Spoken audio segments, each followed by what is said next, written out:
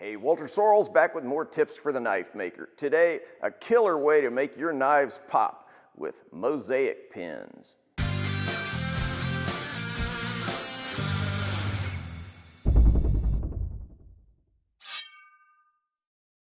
So, want to dress up your knives, give them a little flair or distinctiveness? Mosaic pins are a great way to do that. And today, I'll show you how to make them. Now, if you're not familiar with them, Mosaic pins are these little decorative pins that go through the handles of knives.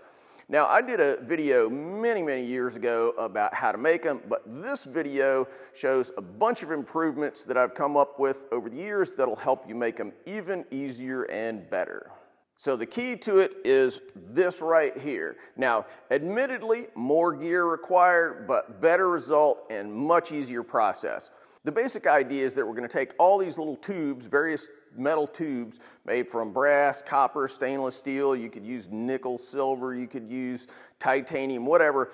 And we'll run other little bits and pieces down the center. We're going to flood them with colored resins, and we'll produce awesome touches that will allow you to add personal flavor to every knife that you make. Now, in my old video, I showed how to do this manually using a glue syringe. There are really two techniques doing it that way. Either you fill the syringe with epoxy or some other resin and you force it through the tube, or you go the opposite way, suck the resin up into the syringe. Now, both of them work, and if you want to do it that way, no problem. It's very simple, it's cheap, easy to do it. But there are some drawbacks. The problem with either of these approaches is that the syringes have a hard time producing enough air pressure, either positive or negative, depending on what you're trying to do, to overcome the resistance of this extremely gooey resin. So the solution is this relatively cheap little gizmo here, a vacuum pump. Now, I'm just going to tell you, it might not be worth going out to buy one of these solely for making Mosaic pins, but they're not that expensive. This one cost me about $100 at Harbor Freight, and they're really pretty handy.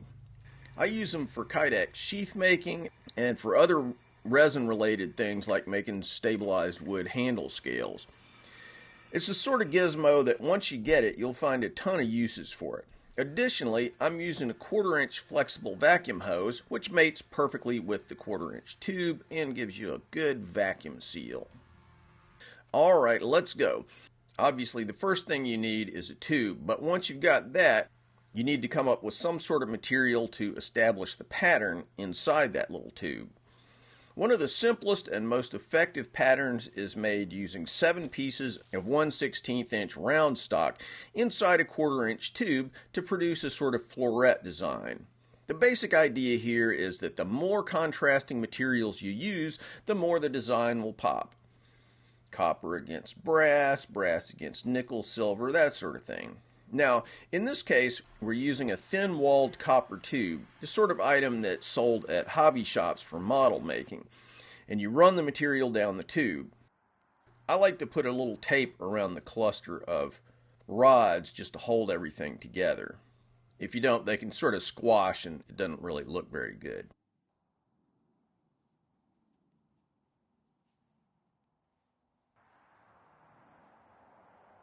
Then you mix up your resin. In this case, I'm using good old 30-minute epoxy, though I'll show you another choice later.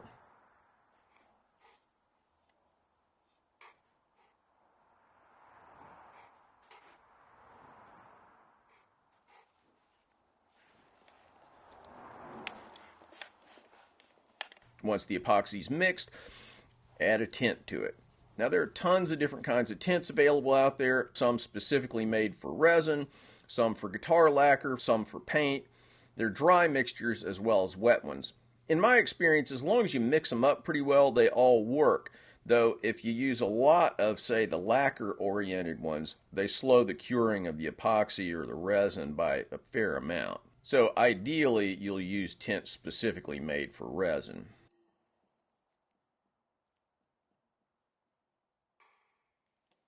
Once you got the tube assembled, you stick one end of your tube into the resin, open the valve on your vacuum pump, and just suck away until you see resin bubbling out the top into the hose.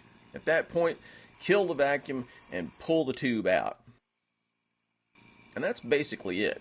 I'll get into some other details later. Hey, if you're enjoying this video or the other knife making videos that I've been making for the past 14 years, yes, that's right, please help this channel by supporting us on Patreon. You know, all these nifty cameras and lights and stuff cost money, and the time that I spend on this video does not begin to be covered by the tiny amount of dough that I get from, you know, ads on YouTube. The more support I get, the more videos that I can put out, the more help I can give you guys.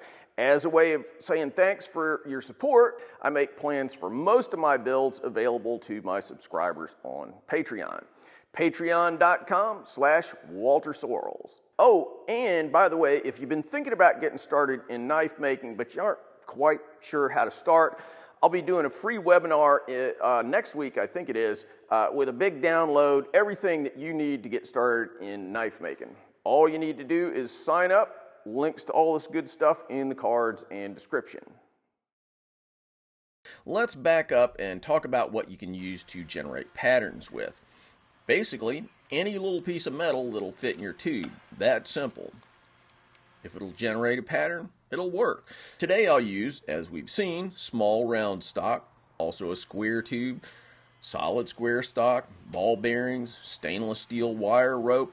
Look, the only limit is your imagination. And for that matter, it doesn't even have to be metal that you're shoving down your little tube. You can buy my Carter rod in various colors. You might even try this with plastic. Or you can just fill the tube with colored resin. Maybe mix them up and get little random patterns. I mean, there are no rules here. Okay, let me back up and give you a little more detail about the vacuum pump. They're intended for use by HVAC technicians, but you know, anybody who needs to pull a little vacuum in something can use them. They're great little machines. There's an aperture coming out with, I think it's a 3/8 inch pipe thread on it. Anyway, what you have to do is adapt that to whatever vacuum hose that you're using. In this case, it's 1/4 inch hose, so you need a 1/4 inch barb fitting. And getting all these pipe to barb to whatever fittings, it always involves going back and forth from a Home Depot plumbing department a couple times, forgetting which type of pipe or hose or thread or whatever it is that you actually needed until you finally get it sorted out. You can see the whole arrangement I have here. These valves, a little pressure tank, and a gauge. Now this was made for another project with the pressure tank and everything. It's just totally not needed for this. For this particular project, the one thing you got to have is that 1/4 inch hose and a barb fitting. But adding a valve is useful, as is an inline gauge, which allows you to monitor what's going on with your pump. If it's holding vacuum, if you have a leak, all those kind of things. Gauge is really, really nice to have. So let me show you a few different designs. Here's a piece of square brass tube that I'll run down the center of this tube. There are dimensions of square tube that'll fit perfectly inside this size tube, but this is not one of them. So I'll make a bunch of little spacers out of matches to keep the tube more or less centered. You can also make these designs really off-center if you want to. They don't have to be symmetrical. It's up to you. Again, same procedure as before, just sucking up epoxy. By the way, another point here. Don't do this with 5-minute epoxy. It won't give you enough working time, and it'll end up hardening halfway through the process if you aren't careful. Ask me how I know this. Speaking of which, here's a better material than epoxy. It's a casting resin, in this case Alumilite Clear Cast. If you're into DIY stuff on YouTube, you'll probably have seen all kinds of casting resins, all these river tables and stuff, and most of them should work just fine for this. Alumilite is a little thinner than epoxy, so it's easier to make it flow. Anyway, mark the level, pour hardener in one side and resin in the other. Exact same amount. It's a 1-to-1 mix. Then mix and stir. After they're mixed, I divide the mixture in half, half in each cup. But now, fully mixed and ready to harden. Why split them in half? Well, I'm going to use 2 colors. Red here, blue here. Plenty of working time with this Alumilite, so I can comfortably do a bunch of different designs without the Alumilite curing on me. Another fun little design here, ball bearings. I'm using a combination of 1mm and 3mm ball bearings, but either 2mm or 1/16 inch would be good too. Again, stainless steel.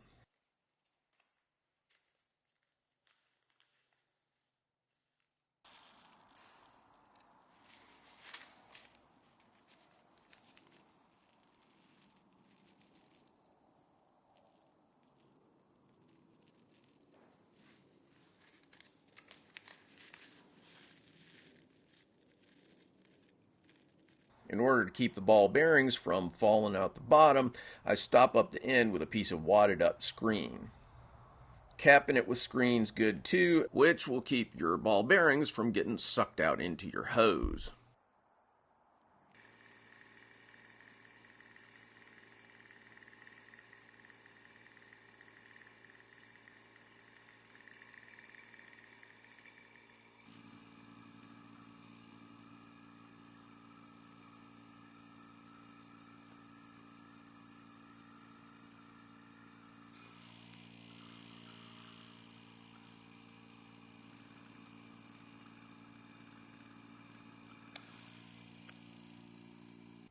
Here I'm going with a solid square piece of brass.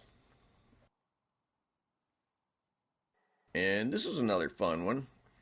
Smaller diameter, it's a 3/16 diameter, and I'm using wire rope. Once again, stainless steel, you definitely don't want galvanized. And really, this is just an experiment. Might look cool, might stink, we'll find out. I like to try new materials every time I make these things. Some are keepers, some are not. Okay, now, something I haven't mentioned is what I do after filling the tube with epoxy. Couple things to keep in mind. First, resin is a liquid, even if it's pretty viscous, and depending on how quick it hardens and what you have in the tube, it can just drain right out. So I like to immediately clean off the end and then run a bunch of tape around it. Then prop the tube on end. Also, and maybe this is gilding the lily, but it's how I do it now, air bubbles are something that comes along with resins and epoxies. So to counteract that and assure myself of nice clean resin areas in my design, I'm putting the Mosaic pins in a pressure pot. This is just a good old Harbor Freight special. These things are made for spray painting, but they work great for this purpose too. The idea is simply that you produce enough air pressure inside there that all the bubbles get smashed into invisibility. You just attach a compressor to it and crank it up. Pop your hose off and just let it sit there until the resin hardens.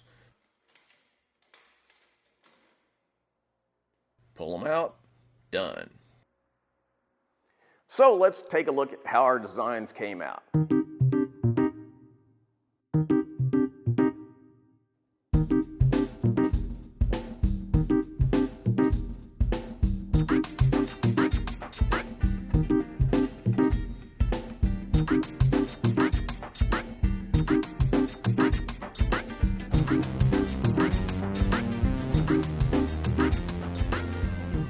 Hope you enjoyed this tutorial. Like I said, this is a little gear heavy, but you can do this with glue syringes if you want.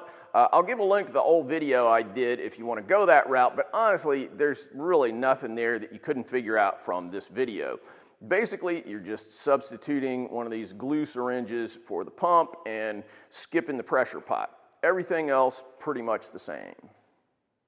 All right, guys, thanks for watching and keep on making those knives. Thanks for watching, guys. If you like what we're doing here, please subscribe and make sure that you click on that bell so you get notified of all the latest videos.